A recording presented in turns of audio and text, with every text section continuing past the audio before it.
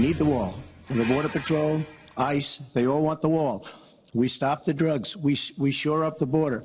One of my first acts will be to get all of the drug lords, all of the bad ones. We have some bad people in this country that have to go out.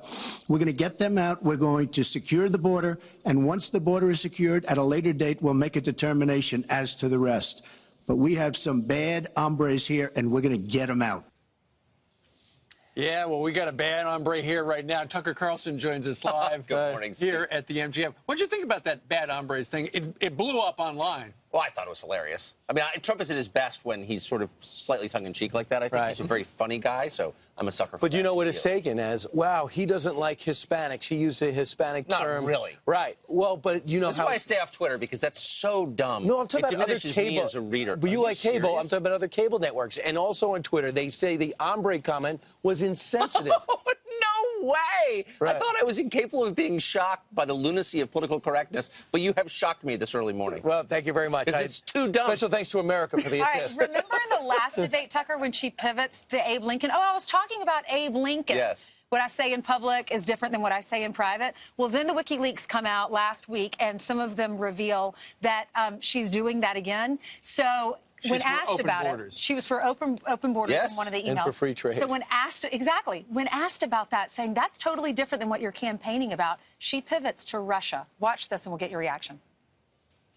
If you went on to read the rest of the sentence, I was talking about energy. You know, we trade more energy with our neighbors than we trade with the rest of the world combined. You are very clearly quoting from Wikileaks, and what's really important about Wikileaks is that the Russian government has engaged in espionage against Americans. They have hacked American websites, American accounts of private people, of institutions. Then they have given that information to WikiLeaks for the purpose of putting it on the internet, clearly from Putin himself, in an effort, as 17 of our intelligence agencies have confirmed, to influence our election. Finally, will Donald Trump admit and condemn that the Russians are doing this? That was a great pivot off the fact that she wants open borders. People are going to pour into our country. People are going to come in from Syria. She wants 550% more people than Barack Obama. This was an ominous moment. I think future generations will study this tape as a sort of prime example of political demagoguery in action. Here you have Hillary Clinton basically calling for foreign intervention to distract attention away from a domestic scandal. We've seen this before in American history. It's always bad. It always has bad consequences. There's no evidence that Russia is behind this act. Perhaps they are. But that's first not the point. And second, Russia is a major country with nuclear arms that is engaged throughout the world. And for us to totally change our relationship with Russia just to help Hillary Clinton win the presidential race is the definition of reckless. And by the way, as the father of a 19-year-old son, I'm thinking, whoa, where are we going with this? Well, we declared cyber war on Russia last week. The Obama administration did, again, to help Hillary Clinton get elected president. If that's not the definition of reckless behavior, I don't know what is. But, Tucker, I want to follow up with what Marco Rubio said yesterday. And, you know, he said, attention Republicans, if you ask me, I will not refer to anything that we get from WikiLeaks, because right now they've turned on the Democrats. They're going to turn on Republicans. I don't want to support any hacking. Well, there are two different points to make here. The second half of that is absolutely true, and all of us should be concerned about the evaporation of privacy. So, you know, we don't have privacy. By the way, Marco Rubio defended the federal government tapping into the Gmail accounts of American citizens for no real reason. And he and a lot of other members of the Republican leadership and establishment did. So he doesn't really have a position to make this case, I would say. But the first part of it is absurd. As a journalist and as an American, my first question is it true? Are you telling me something true or not? And no one has disputed, really, the accuracy of these documents. Well, although Donna Brazile yesterday said that they've been doctored. But in such a half-hearted, ludicrous way that you can't sort of, you know, it doesn't really mean anything. But again, this election is going to end in 2.5 weeks. Russia will still be a major global player engaged, for example, in Syria and also in Europe.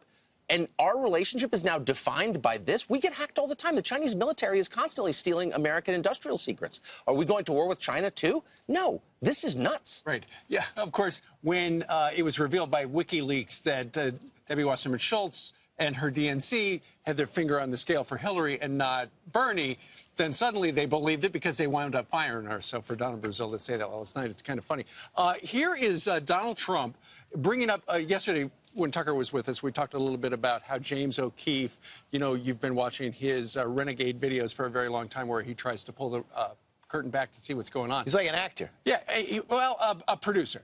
Here, his Project Veritas yesterday showed that there's a widespread corruption for 50 years on the Democratic side. Last night, Trump was actually quoting some of the video that came out where it was clear that the Hillary people were paying people to go cause trouble, a lot of money, and Trump called her on it. Watch. Just like if you look at what came out today on the clips, where I was wondering what happened with my rally in Chicago and other rallies where we had such violence. She's the one in Obama that caused the violence. They hired people, they paid them $1,500, and they're on tape saying, be violent, cause fights, do bad things. I'll tell you what, in particular in Chicago, people were hurt and people could have been killed in that riot.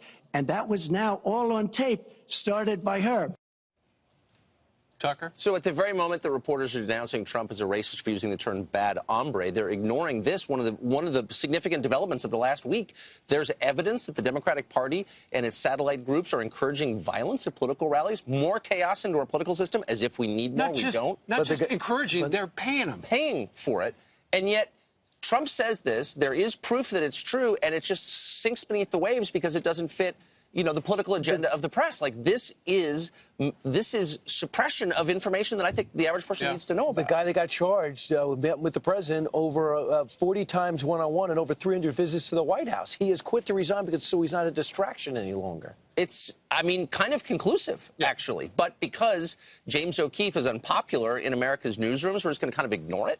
I mean, look, there are long-term consequences for this. Many of the news organizations covering this election are going to suffer in a big way because people are going to stop reading and stop watching because they've devalued their own credibility. Right. You know what? They're going to suffer bigly. Bigly. Bigly, they will. I like that word. We looked it up. It is a word. No, Bigly, it's not. Yes, it is. Yes, it is. You don't believe anything we say? No, I'm very skeptical. I'm very skeptical by nature. Tucker, you're a good hombre. Adios. It's great to see you, Steve.